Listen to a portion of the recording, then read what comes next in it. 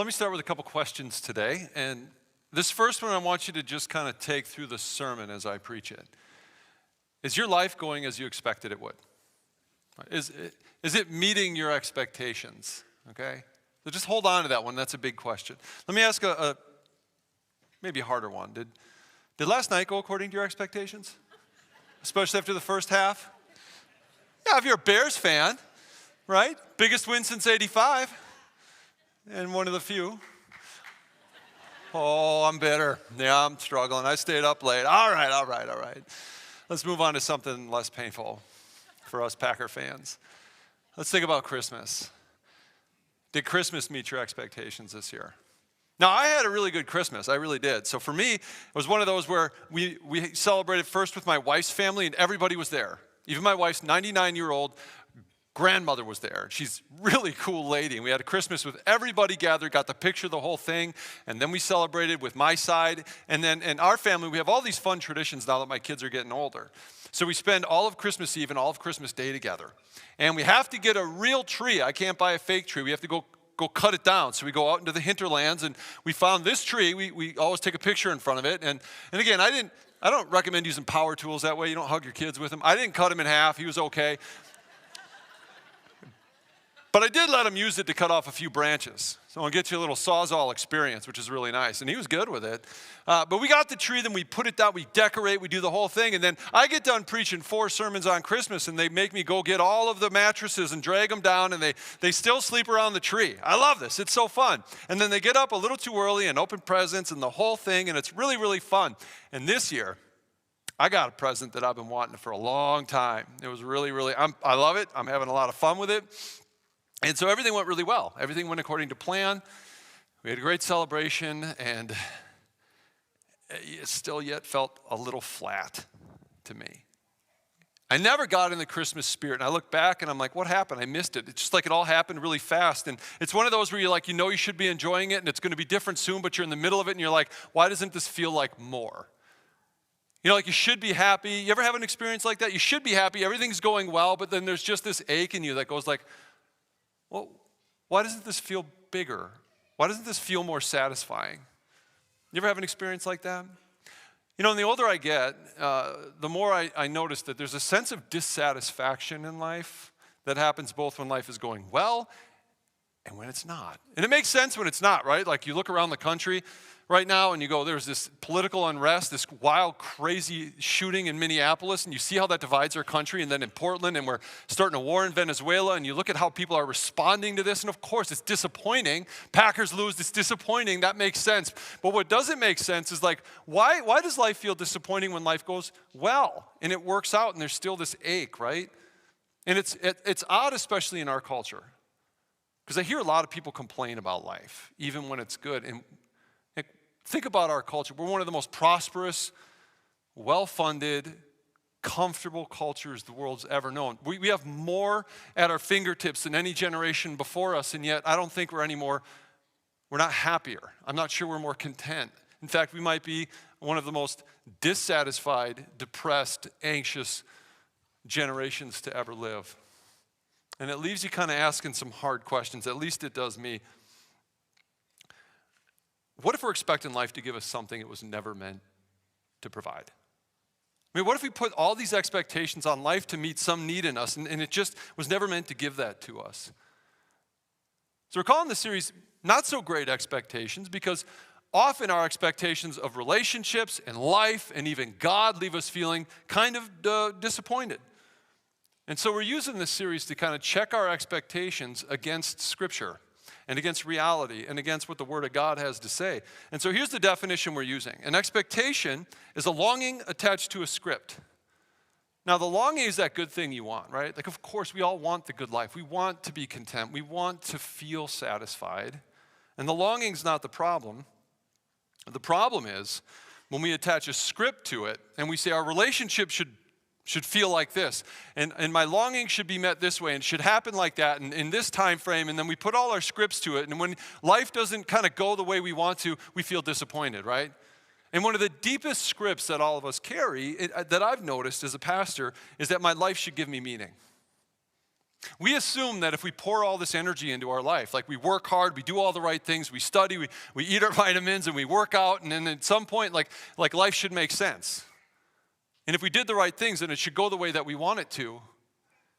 And life never does. It never goes according to the way. And then when that happens, we feel this ache deep down. Whether it goes well or it doesn't, there's an ache in our heart. And the Bible has a word for that. It has a scripture. In Proverbs, it says, hope deferred makes the heart sick. And that word sick in Hebrew isn't like angry or bitter or rebellious. That word is like this long, aching hope that something good would come that never does. And you just hope that this meaning comes, that it never gets provided for you.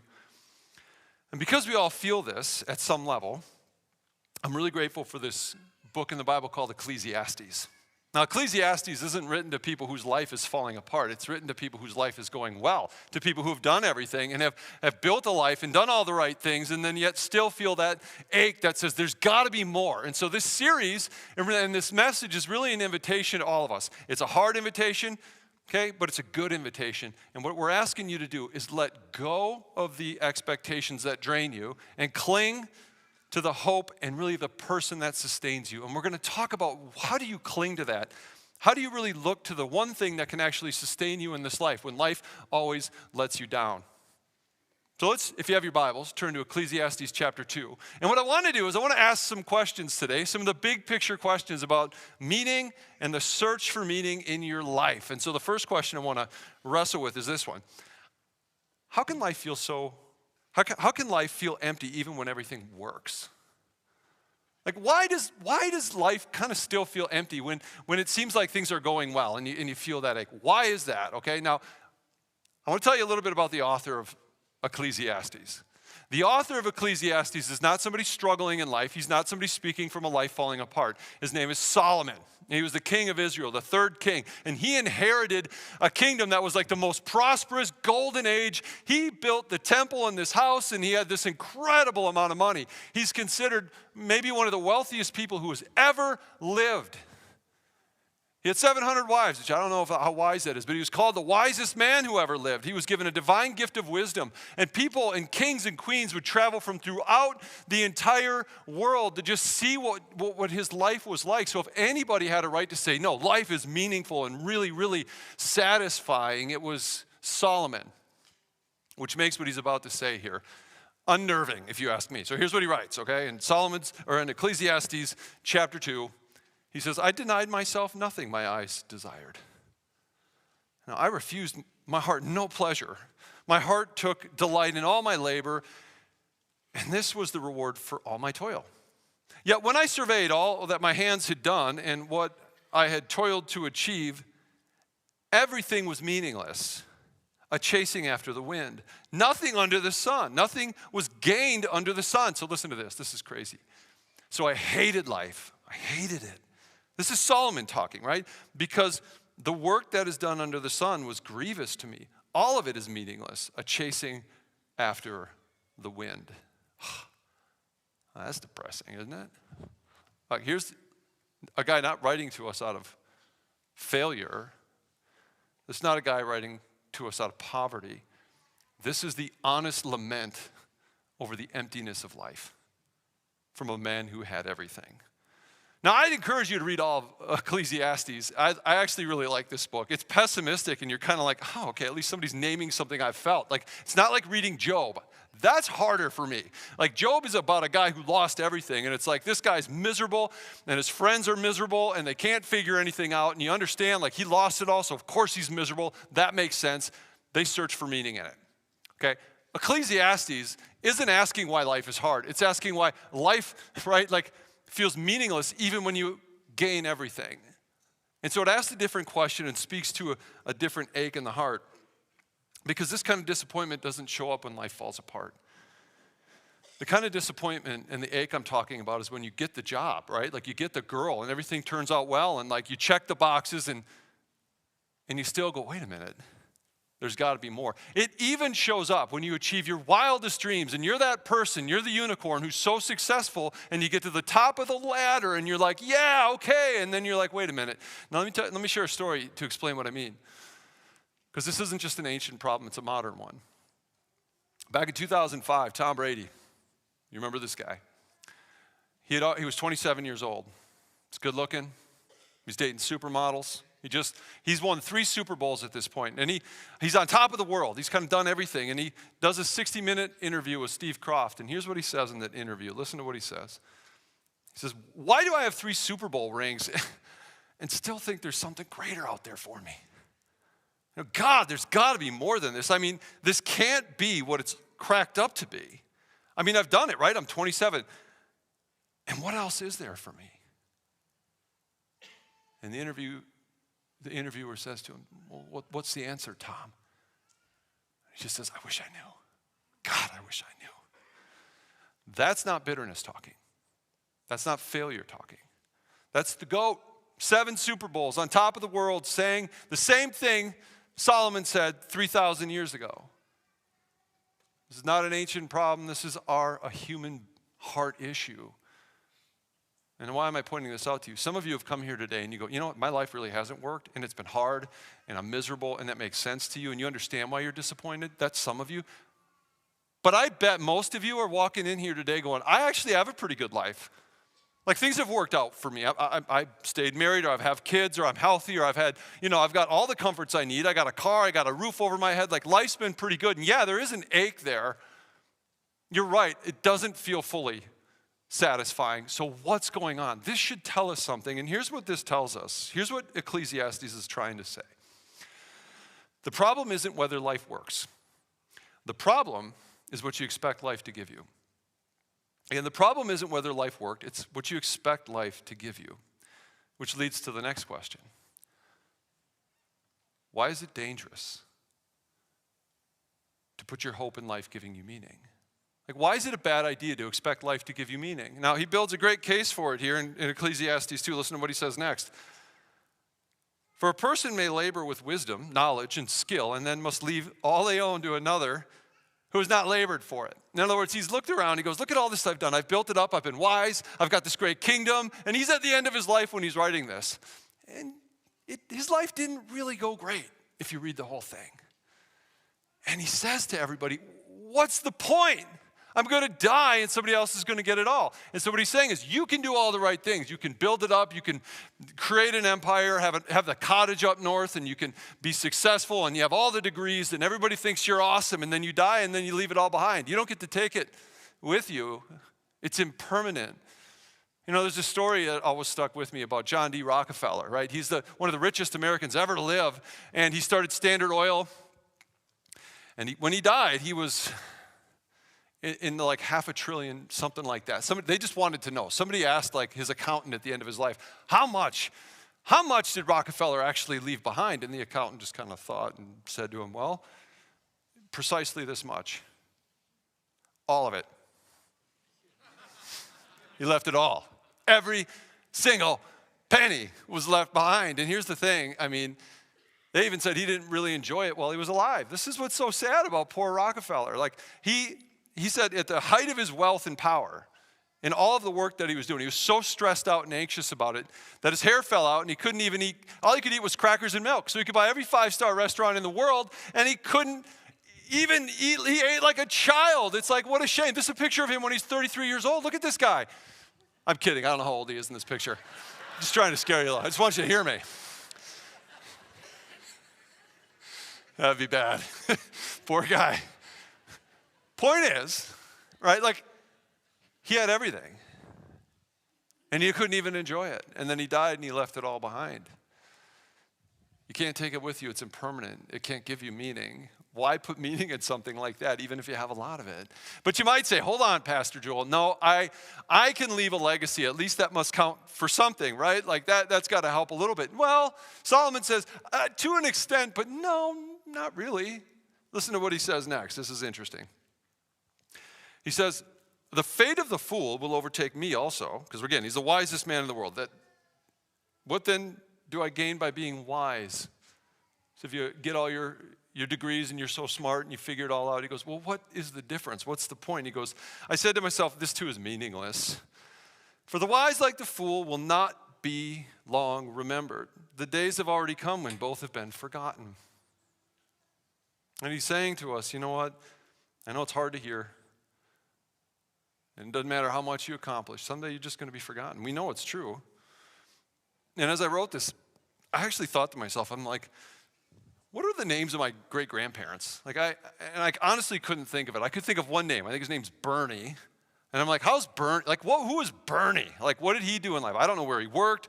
I don't know what his marriage was like. I don't know how he hoped or dreamed. And none of whatever he had trickled down. I don't have any money from Bernie. Bernie didn't leave me anything. He didn't leave me a shovel. He didn't leave me anything. The only thing I know he left me is I could see a picture, and I know where I got this big nose. Okay? Now, that thing, I go, Bernie, thanks. Way to go. That's all you leave me in this genetic whatever, but that's all I know of Bernie. Now, Solomon's not saying it doesn't matter. He's just saying your legacy, it can't carry the weight of meaning. Your things and what you pile up in life can't carry the weight of meaning. It's too fragile. It can't happen. And so here's what Ecclesiastes is teaching us. Life can be meaningful. I'm not saying you shouldn't live it. He's not saying it's not okay to work and it's not okay to enjoy things. It's not that life can be meaningful, but it's not the source of meaning. It can't be the source of your meaning. It can't be your all in all, because success can't hold it, wealth can't guarantee it, legacy won't secure it. It's all too fleeting. So why do we put so much weight on our life giving us meaning? Whether it goes well or badly, you're still going to feel a sense of something's missing. So why do we put so much weight into it? Be careful. So if you can't put that much weight on life, if it's even dangerous for you, where do you go look for it? Where can you find meaning? Now, that's the next question. Where do you search for it? What can you lean into? Well, before I tell you the answer of where to look, let me tell you about a lady named Mabel. Now, Mabel's a special lady. She's very different from Rockefeller and Brady and Solomon, nothing like those guys. Oh, but she's a neat lady.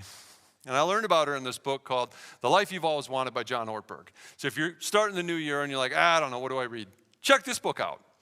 Because you probably want a different life at some level, and this book is going to kind of teach you some things you can integrate into your life to do that. It's really helpful. And he tells the story at the beginning of this book about Mabel. So I don't know her personally, but I admire her from afar. And Mabel is the kind of lady, what happened is she lived the end of her life, and a big chunk of her life, in a state-run convalescent hospital. And Mabel, this was a hard place for her to be. It would be hard for anybody because it was overcrowded, understaffed, and full of grief. These are the kind of places that you go to because there's no one else that would take you. It's where your family puts you when they don't want to deal with you. It's where people go to die. And by all accounts, Mabel had lost everything in life. She didn't have what most of us have. She was mostly blind. She couldn't hear very well. She couldn't move around. She was in a wheelchair, so she was at the total mercy of other people. And her face was being eaten away by cancer. She wasn't going to leave a legacy. She didn't produce anything. She wasn't especially interesting. If anyone had a reason to be miserable and just kind of hate life, it was her. And yet, if you really stopped to get to know Mabel, you didn't find somebody miserable. You didn't find despair. You found contented power. There was something about Mabel, something she understood that was different than everybody else in there. Though no matter what life had taken from her, she had something that gave her a sense of deep, connected joy. Now, the way she spent most of her days was she would pray when she could. She would recite the scriptures that she knew because she couldn't read a whole lot. She would worship when she can. And she looked at this place she lived in as kind of like a mission field. And so she would look for people. She'd go find a little flower, and she would give that to somebody in there.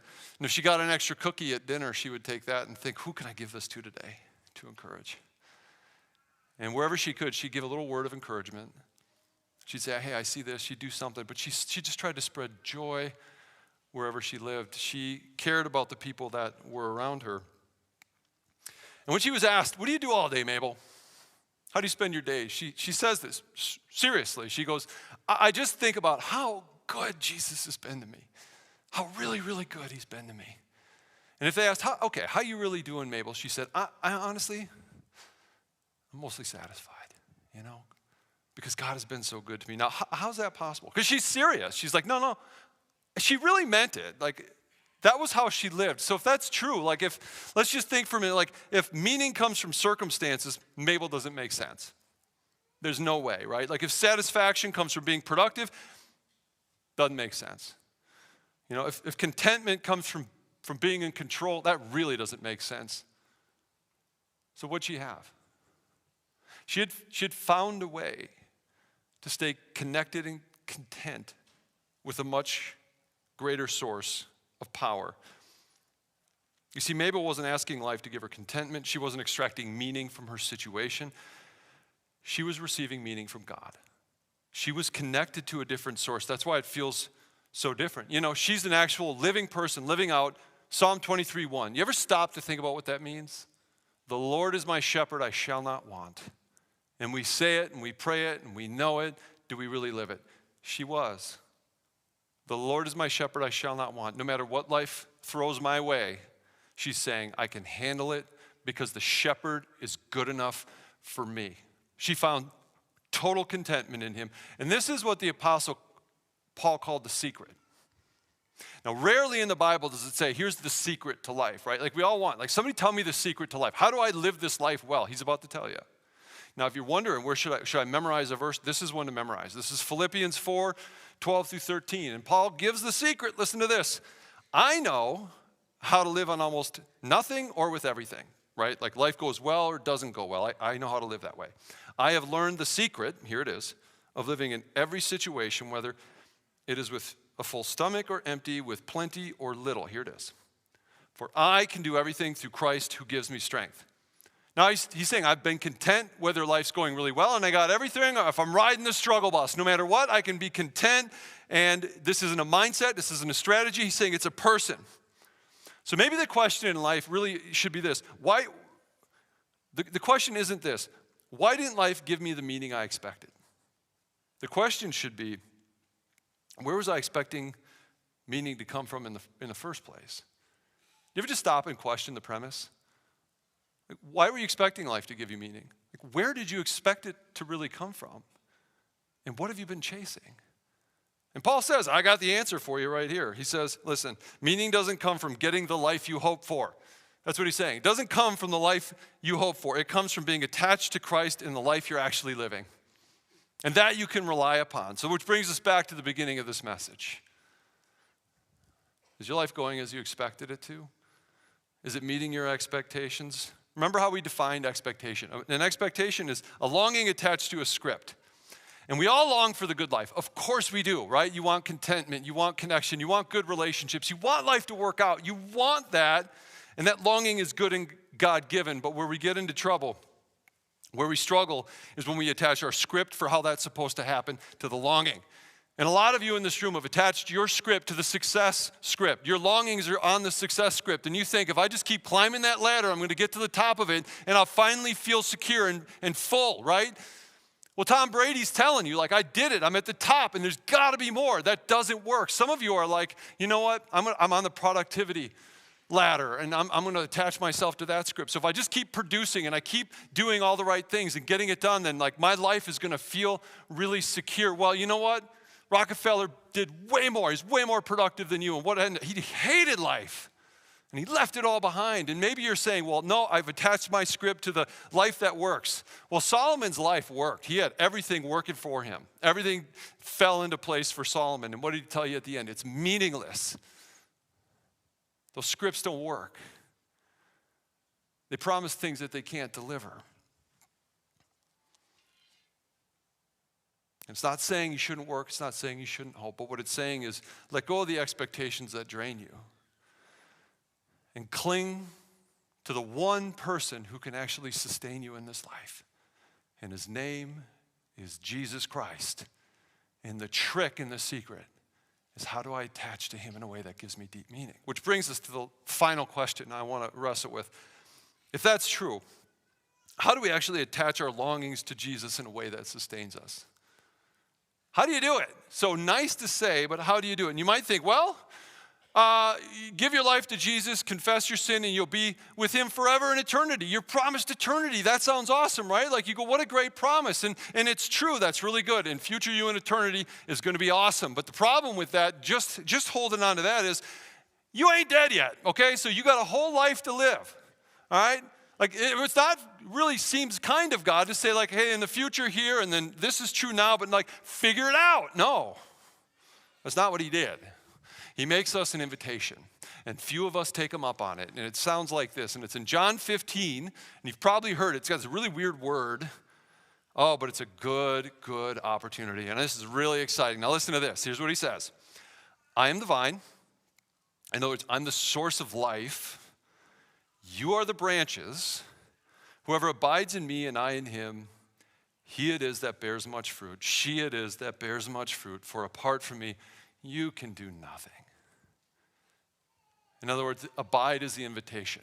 The source of life is here, and he's saying, come and attach to it, and my life will flow through you. And it's going to produce something called fruit. Love, joy, peace, patience, kindness, goodness, faithfulness, gentleness, self-control, all that's going to flow through you. The stuff you actually want will flow through you, but you got to attach to the vine. Don't go attach your script somewhere else. Attach it to the vine, the source of true life, and this will flow through you. And so he's inviting us to draw strength from the one source that can give us what we actually need. Now, a lot of you, when you hear abide, you think, oh, well, you mean God time, which Courtney just talked about. Yeah, I sort of do, but that's not it. That's not the only thing I'm saying, right? Because what we do when we hear God time is we go, all right, 15 minutes a day. I'll compartmentalize that little chunk. And that's really important that we do that. Because you're not going to abide with God if you don't know the word, and you don't pray, and you don't have silence, and you don't have solitude, and you're not part of a church, being discipled. Like, all those things are really important, but that's not everything. You can't compartmentalize it, because what we do is we go, I did my 15 minutes, check the box, and then we go chasing life, expecting it to give us meaning apart from the one who's inviting us to be with him every single minute of the day. And so the idea is that we don't just practice God time of 15 minutes.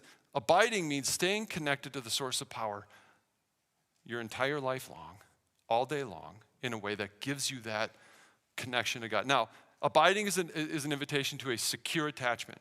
The longer I've been alive and the longer I've been a pastor, this idea of secure attachment is so important for us to understand, because when you're little and your little heart's being formed, if you don't have a secure attachment, you spend your whole life wandering around looking for somewhere to plug your heart into. And when you don't have a secure attachment and an insecure attachment, and you didn't have a mom or a dad, or you were hurt and you were wounded, and all of us to some extent have been that, if you can't find a place to attach your heart, you're going to live a restless life, and you're going to look for love in all, they say, the wrong places. And these scripts that pop up are where you're going to turn. Now, Christ is saying, I want you to connect to my heart. I want to connect to you. And this is what Mabel understood. She knew that no matter what life threw at me, I could be so joyful. I could stay connected. That's why she could say I'm mostly satisfied. And life and power flowed through her. No matter what life threw at her, she could endure it. And that's what I want for all of you. I want you to have that kind of contented power. So how do we do that? This is so exciting. This is so helpful to me, okay? Paul said he learned the secret. He learned it, which means it doesn't happen all at once. You have to learn it, and that's okay. But I think we misunderstand what he says about the secret a little bit. You know, most people hear the secret and they go, I can do all things through Christ who gives me strength. And we think God's going to give me capability, and he's going to help me accomplish anything I put my mind to, and I can do anything, in life. And look, and we get it. That's not what he's saying. He's not trying to say, I'm going to make you successful. He's saying, I want to make you steady.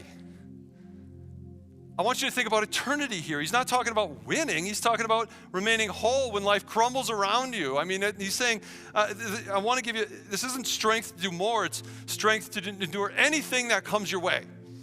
This is the good news of it. Like, here's the reality, and this is hard to hear. At some point, life's not going to go up in the right for you. And you're going to face some, downward trajectory, and you're going to go, all the things I put my hope in have faded away. I've lost my loved ones.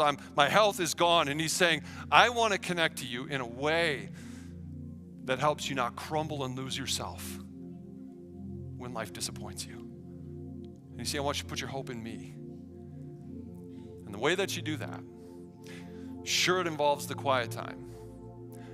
But the successful Christians, the ones who endure, the ones who really know joy and meaning in life, are able to take what they do in that time and pull it into the everyday moments of life.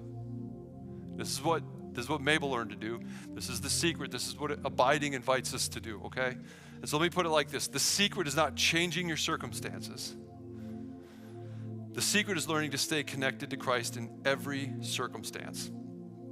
So here's what I want to ask you to do this week. First, examine your scripts. What have you really expected your life to provide for you, and where did you get that idea? What are your scripts? And next, what I'd just like you to do is try to abide once a day for 1 minute with the Lord, outside of if you have a quiet time. But what I want you to do is when you feel that nagging, like anxiety, or you're restless, or you're like, like the enemy's whispering, like you should be doing more moment, and you feel like numbing it or checking out, pause. Take a deep breath. And before you turn to the thing that you go to numb that out, whether that's like going work and get another thing done, or it's crush some ice cream or crack a beer or scroll your phone or whatever it is, pause.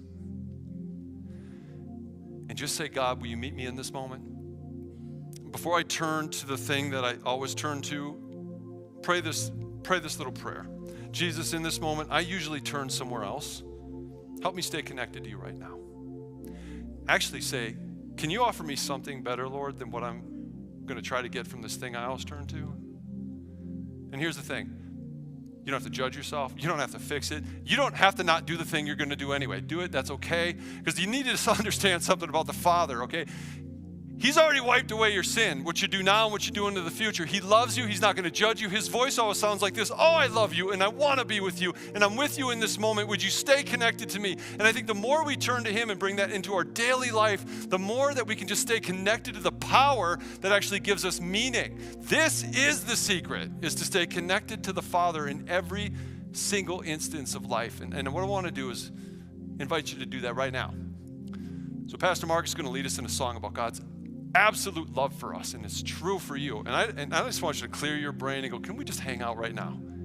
Abide with him for a moment. You can sing if you want to. You can listen. You can hang out, whatever it is. But let's just practice the one time today where you're going to go, whatever's going on, whatever shame I felt, whatever garbage I've brought in or disappointment, I'm going to sit and believe that he loves me. Because he does. He loves you so much. So let's abide in that, and then I'll come close us. So let's worship. How deep the Father's love for us, how vast beyond all measure, that he would give his only Son